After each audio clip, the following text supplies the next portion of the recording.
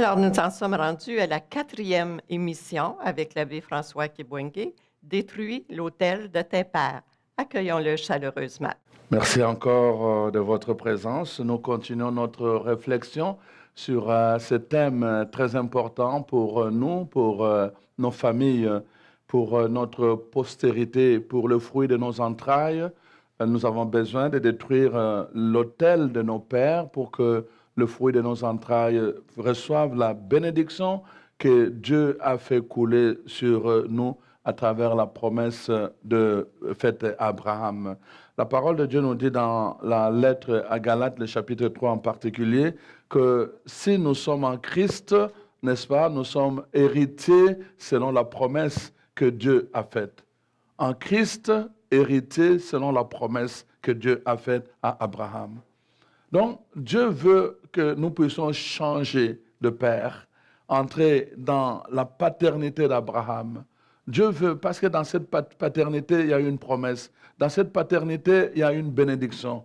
Et dans cette paternité aussi, il y a un héritage que Dieu a préparé. Dieu veut que nous puissions vraiment réexaminer, en fait, réinterpréter notre vie personnelle, notre destinée en fonction, évidemment, du passé, du choix que nous allons faire par rapport à notre avenir. Et ce choix, nous pouvons le faire non seulement au niveau naturel, en détruisant les autels, mais nous pouvons aussi le faire au niveau spirituel. Et c'est ce que plusieurs personnes ont fait. On voit, par exemple, dans la parole de Dieu, tout le temps, la dimension du maître. Le maître, à travers le prophète, on va voir, par exemple, à travers ton maître, tu vas recevoir la crédibilité, selon le type de maître que tu as. Alors, je vais vous lire un texte dans le livre des 2 Rois, le chapitre 2, et en particulier le verset, à partir du verset 9. Mais on peut commencer à partir du premier verset. Donc, 2 Rois, chapitre 3, verset 9. Le roi d'Israël, le roi de Juda et le roi d'Édom partirent, et après une marche de 7 jours, ils manquèrent d'eau pour l'armée et pour les bêtes qui la suivaient. Alors le roi d'Israël dit, « Hélas, l'Éternel a appelé ces 3 rois pour les livrer entre les mains de Moab. » Mais Josaphat dit, « N'y a-t-il pas ici aucun prophète de l'Éternel par qui nous puissions consulter l'Éternel ?» L'un des serviteurs du roi d'Israël répondit, « Il y a Élisée, fils de Shaphat, qui versait l'eau sur le main d'Élie. » Il y a Élisée, fils de, qui versait l'eau sur le main d'Élie. Josaphat dit, « La parole de l'Éternel est avec lui. » Le roi d'Israël, Josaphat et le roi d'Édom descendirent auprès de lui. Élisée dit au roi d'Israël, « Qu'y a-t-il entre moi et toi? Va vers le prophète de ton père. Va vers le prophète de ton père et vers le prophète de ta mère. » Vous voyez? Et la suite, évidemment, continue. Et il va dire, « Je vais vous faire une faveur à cause du roi d'Israël. » Donc, voilà un peu, je suis en train de vous montrer une situation. 3 rois se mettent ensemble avec leur armée pour aller attaquer. Mais chemin faisant, pendant 7 jours, il n'y a pas d'eau, il n'y a pas de pluie. Ils ont des bêtes qu'ils doivent nourrir, ils doivent abreuver. Et ils disent, qu'est-ce qui se passe? Le ciel est fermé. Ça nous prend quelqu'un qui est capable d'ouvrir le ciel. Alors il dit, il faut chercher un prophète de l'Éternel. Mais parmi les 3 rois, ils ne servaient pas l'Éternel. Alors il dit, il n'y a pas un prophète ici qu'on peut consulter. Il dit, mais il y a Élisée. Et regardez comment on définit Élisée. Il est d'abord fils sur le plan naturel, et puis deuxièmement, on définit par rapport à son maître. Élie. Il l'avait, et le roi dit que si Élisée lavait le main d'Élie, donc ça doit être un prophète crédible à cause de son père spirituel. Amen. S'il lavait le main d'Élie, donc ce n'est pas n'importe qui. Nous connaissons l'histoire d'Élie. il avait fermé le ciel, il avait ouvert le ciel. Si Élisée était le disciple, s'il avait comme père Élie, alors on peut lui faire confiance.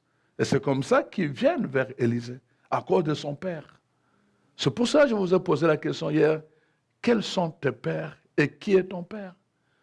C'est pour ça que vous voyez toute la logique que Jésus va amener, c'est d'abord de nous introduire dans une nouvelle paternité. Vous devez être libérés de la vaine manière de vivre de vos pères pour découvrir maintenant un nouveau père que lui-même vient nous révéler. Votre père est aux cieux. Votre père est aux cieux.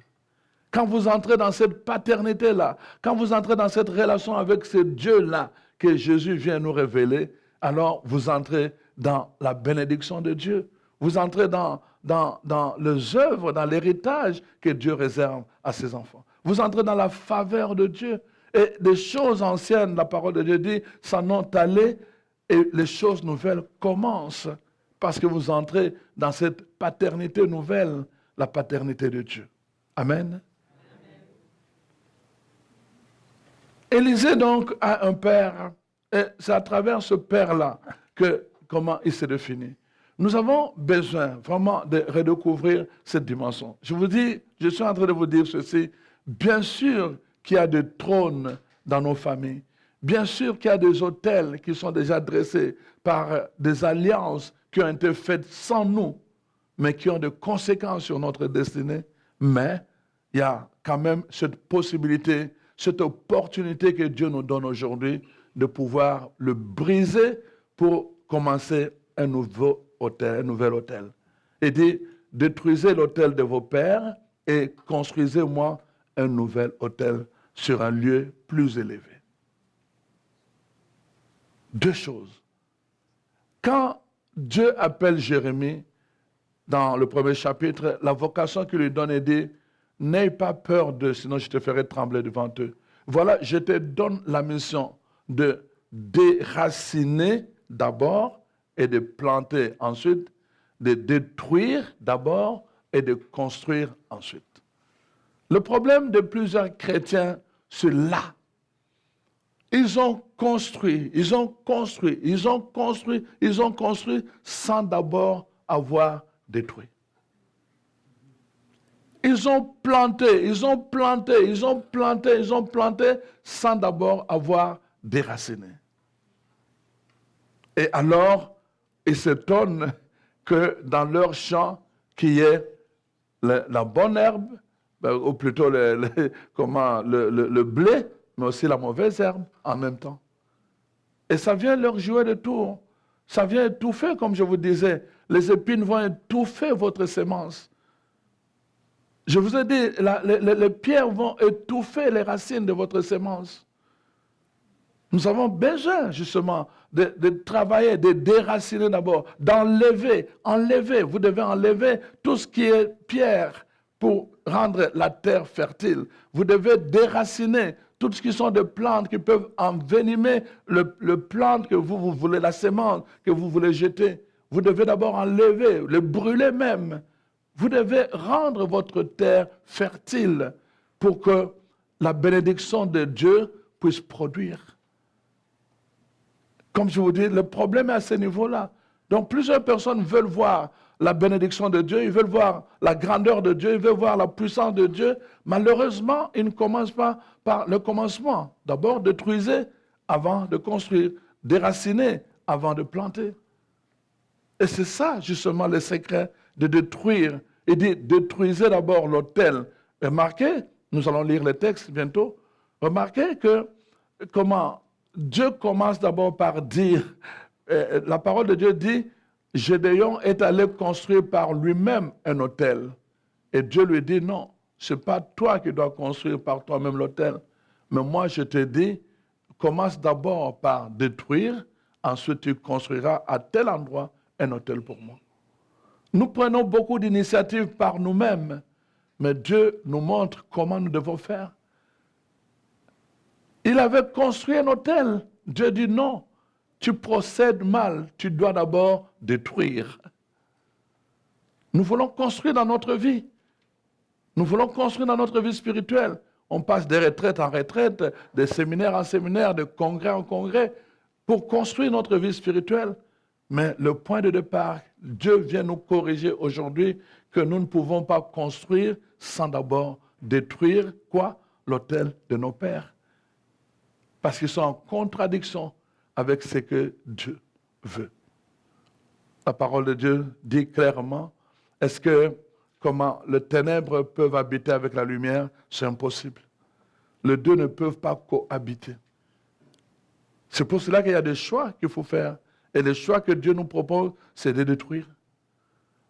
Alors nous allons revenir sur le texte de base, le texte qui nous est proposé, bien sûr. Mais avant cela, je voulais vous rappeler. Regardez, j'ai ici dans le livre de Néhémie une prière que Néhémie fait. Mais en même temps aussi, cette prière, curieusement, si vous allez dans Daniel, le chapitre 9, vous voyez la même prière que Daniel fait, avec la même structure. Mais je dis pourquoi les deux font la prière similaire? Parce que dans cette prière, en fait, que vous aurez, je vous laisse le temps d'aller lire, hein, c'est Néhémie, le chapitre 1, à partir du verset 3 jusqu'au verset, jusqu'à la fin de la prière, d'ailleurs, avant le chapitre 2. Donc, c'est Néhémie qui fait la prière, vous le retrouvez aussi dans Daniel 9. Voilà, dans cette prière, qu'est-ce que Néhémie fait? Il prie pour ce père, pour le chef, pour les ancêtres. Il demande pardon à Dieu. Il demande pardon pour leurs péchés. Il va très loin. Il aurait pu prier pour lui-même, mais il prie pour lui-même aussi. Mais avant de prier pour lui-même, il inclut ses pères et ses arrière-grands-pères. Parce qu'il comprend qu'il ne peut pas vouloir la bénédiction de Dieu sans d'abord détruire les souches de malédiction dans sa famille et dans son peuple. Et on voit la même structure dans la prière de Daniel 9. Daniel aussi, quand il remarque que le peuple en déportation en Babylone, il dit, nous devons maintenant demander à Dieu de courter la durée de déportation. Mais avant de demander cette grâce, dans sa prière, Daniel commence d'abord par demander pardon, par invoquer la miséricorde de Dieu. Pas seulement sur lui, pas seulement sur le peuple qui est en déportation, mais aussi sur ceux qui ont provoqué cette déportation, c'est-à-dire le père et les arrière-grands-pères. Il va plus loin dans sa prière en demandant la miséricorde de Dieu. Ce type de prière nous donne une idée justement de ce que j'appelle détruire les autels de père. Nous devons aller jusqu'à certaines générations pour détruire justement tout ce qui a été le canal de malédiction dans nos vies. Nous devons aller jusqu'à dans cette génération pour détruire tout ce qui a été la cause de nos malheurs, parfois sans qu'on puisse s'en rendre compte. Les paroles, les alliances, les contrats qui ont été faits au niveau de culte, mais qui ont de puissance au niveau occulte, comme je vous l'ai dit depuis le commencement. Je reviens maintenant au texte de base, parce que nous avons commencé sans avoir lu le texte de base, qui est dans le livre des Juges, au chapitre 6. C'est tout le texte vraiment qui commence, c'est long, mais c'est important de le lire pour que je puisse commenter. Alors, je vais juste partir du verset,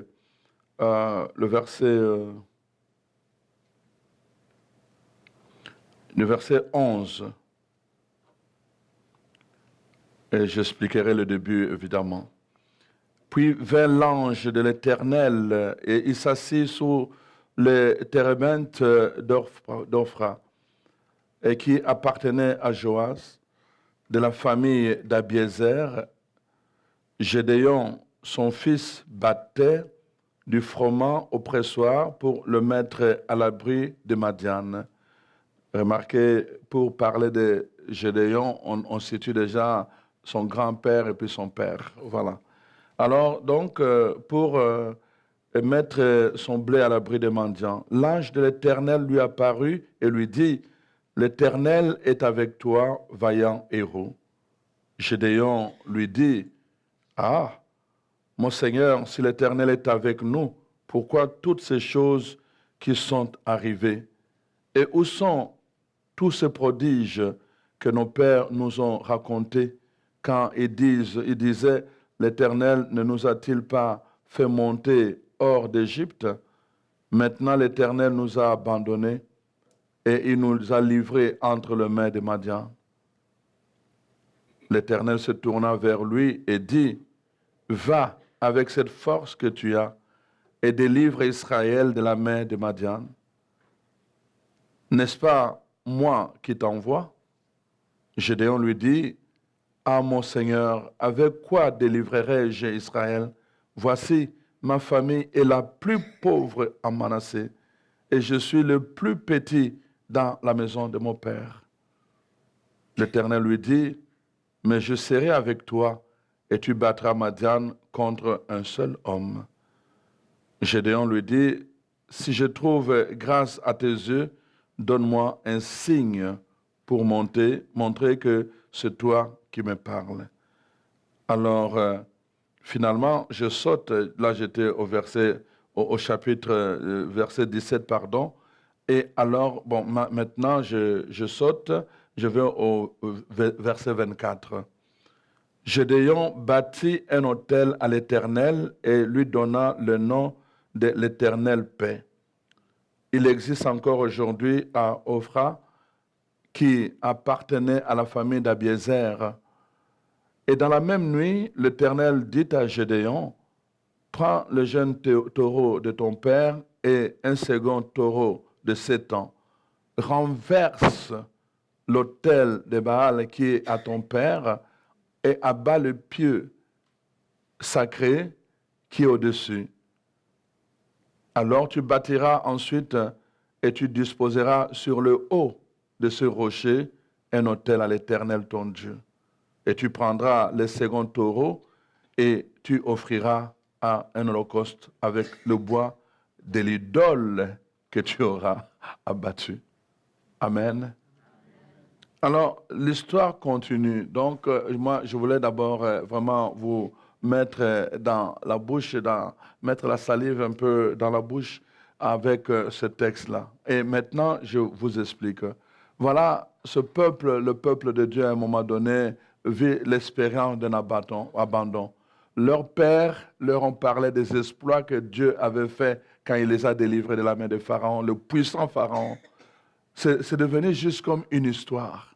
Pour eux, c'est une histoire, ce n'est pas une expérience.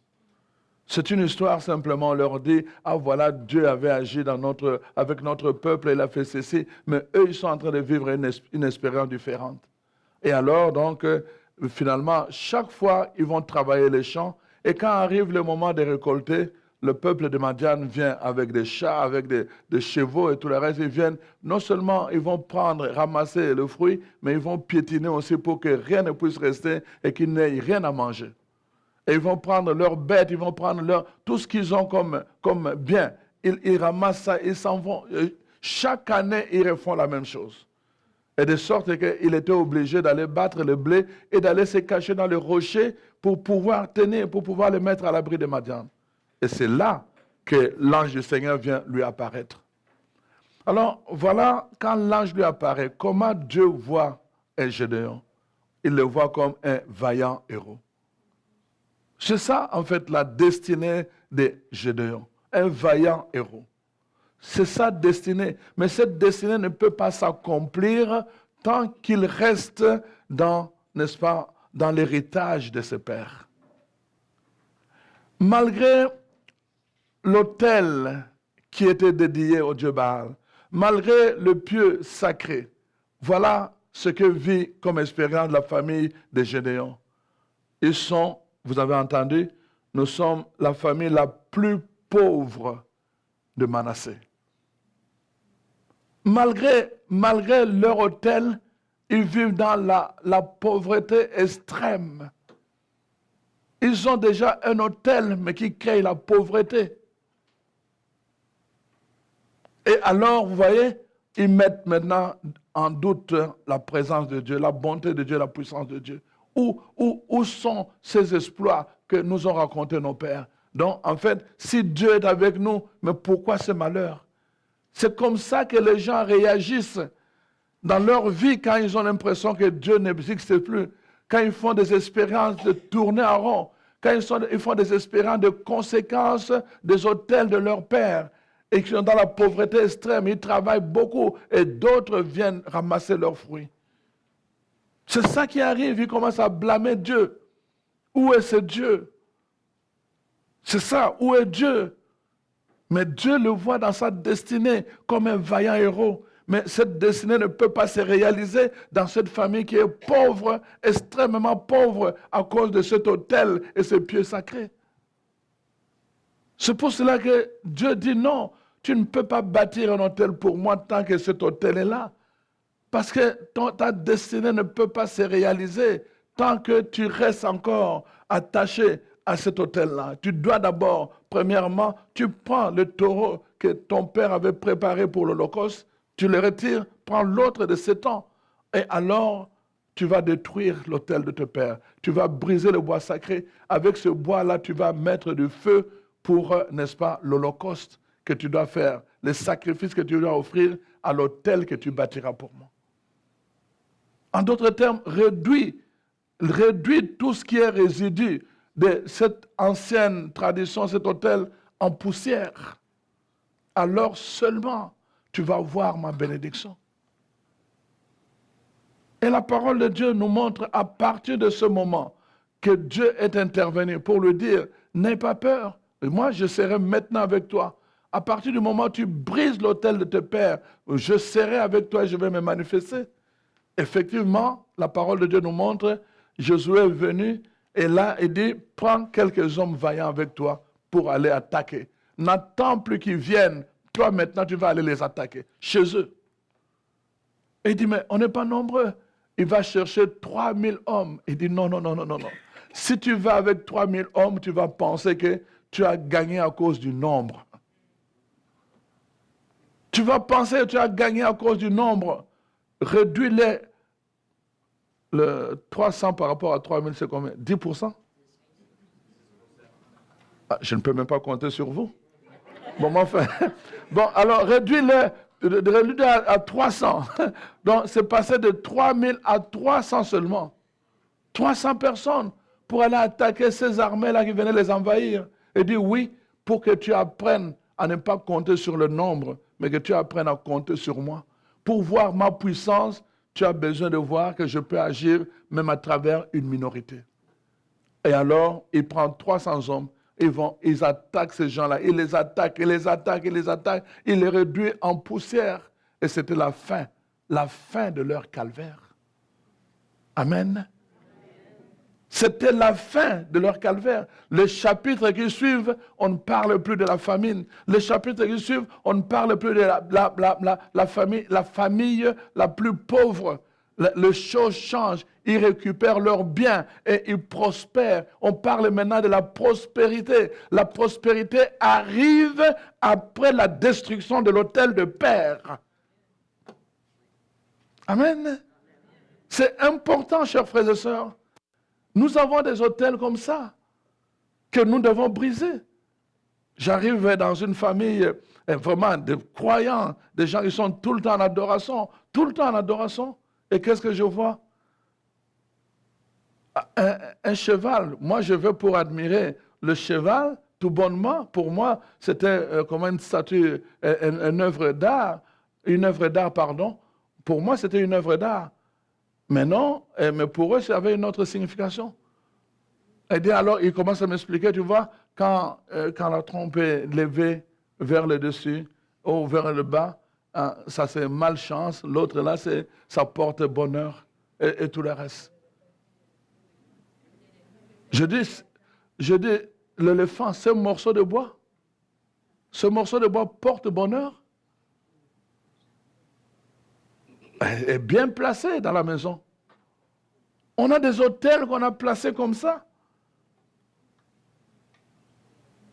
Il y en a tellement dans nos familles, dans nos maisons, des autels. D'autres, il y a des gens, ils ne peuvent pas se lever le matin avant de faire ceci ou faire cela sans d'abord aller lire les horoscopes. N'est-ce pas? Vous connaissez des gens comme ça. Je dois lire, qu'est-ce que l'horoscope dit aujourd'hui sur moi et tout le reste. Un autel. Il doit aller s'incliner devant l'autel avant de commencer quelque chose la journée.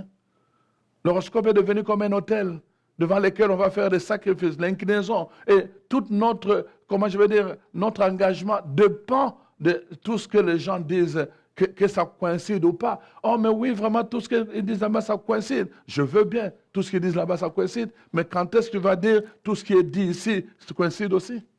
Quand est-ce que tu vas faire l'expérience de cette parole? Quand est-ce que tu vas faire aussi confiance en cette parole comme tu fais confiance à l'horoscope? Nous avons bâti des hôtels comme ça qui nous mettent en contradiction avec Dieu. Alors la parole de Dieu dit, Dieu n'a pas changé, ses oreilles ne se sont pas bouchées, sa main ne s'est pas écourtée. Mais le problème que nous avons et qui nous empêche de voir la manifestation de sa puissance, ce n'est pas Dieu, mais c'est nous. Parce que nous sommes attachés à des hôtels qui le mettent en contradiction. Tu dois détruire cet hôtel-là si tu veux voir la main puissante de Dieu dans ta vie. Tu dois détruire cet hôtel qui te maintient dans la pauvreté, qui te maintient dans la malédiction. Tu dois détruire cet hôtel-là. C'est vraiment ce que le Seigneur te demande aujourd'hui. Tu dois détruire avant de commencer à bâtir un hôtel pour lui. Avant que ta maison devienne la maison de Dieu. Avant que ton cœur devienne le temple de Dieu, comme on venait de chanter. Avant que ta vie, ta famille devienne consacrée à Dieu. Tu dois prendre la décision aujourd'hui de dire que non, assez, c'est assez. Moi, je m'engage aujourd'hui à donner une nouvelle orientation à ma famille. Une nouvelle orientation. Je coupe, je détruis les hôtels, quel que soit mon passé. Un auteur disait, l'important, ce n'est pas ce qu'on a fait de toi, mais ce que tu as fait de ce qu'on a fait de toi. Et comme enfant de Dieu, tu peux dire, je ne sais pas, je n'ai pas choisi de naître en Afrique, je n'ai pas choisi de naître noir, je n'ai pas choisi de naître dans une famille pauvre, je n'ai pas choisi tout cela, mais je peux choisir de donner un avenir radieux à ma destinée. Je peux choisir de donner un avenir radieux à ma postérité. Je peux choisir de donner une nouvelle direction à mes enfants, aux fruits de mes entrailles. Ça, je peux choisir parce que la parole de Dieu me donne la capacité, l'habilité et le pouvoir. Amen.